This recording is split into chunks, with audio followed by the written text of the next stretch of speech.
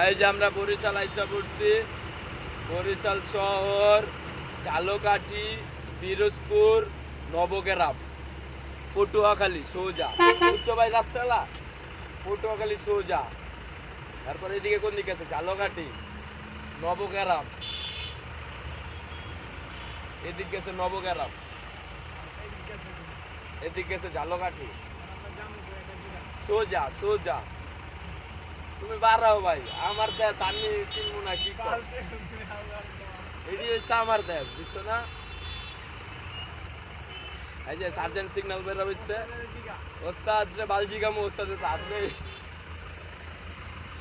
ওস্তাদের সিগন্যাল দিয়া দিচ্ছে। এই ওস্তাদ, এই ওস্তাদ বাকেরগঞ্জ সোজা সোজা একেবারে।